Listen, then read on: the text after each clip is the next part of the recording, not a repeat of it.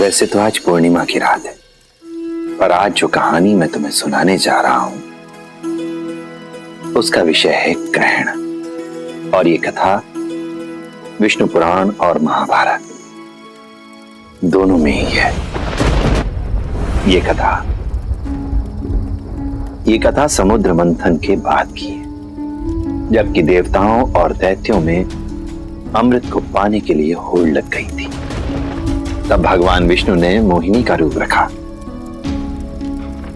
और देवताओं और दैत्यों को अलग अलग कतार में खड़ा कर दिया।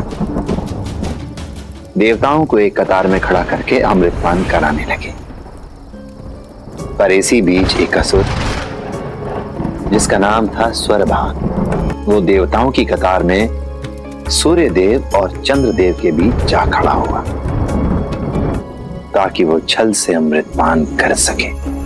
देवता बारी बारी अमृतपान कर रहे थे और देवताओं की कतार में खड़ा स्वरभानु अपनी बारी का इंतजार।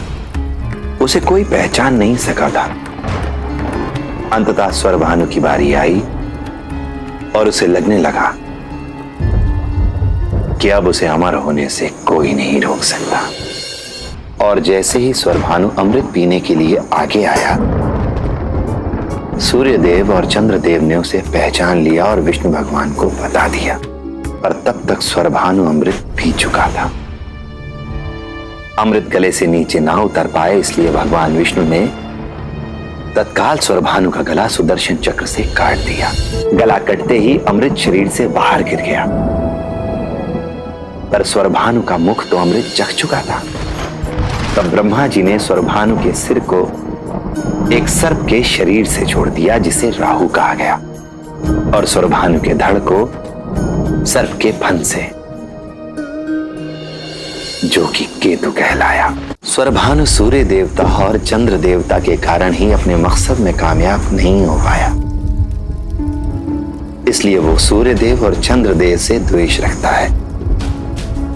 इसी द्वेष के कारण समय समय पर राहु सूर्य को ग्रहण करने की और केतु चंद्रमा को ग्रहण करने का प्रयास करता रहता है।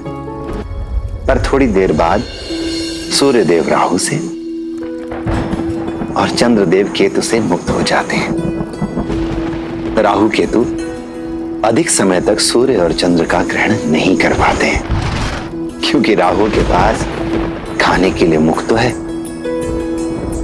पर पचाने के लिए धड़ नहीं, और केतु के पास पचाने के लिए धड़ है तो खाने के लिए मुख नहीं। छल कपट करके मनुष्य कुछ देर के लिए तो आगे निकल सकता है,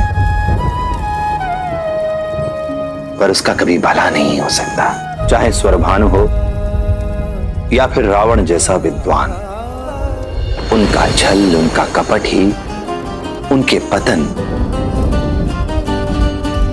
उनके विनाश का कारण बनता है।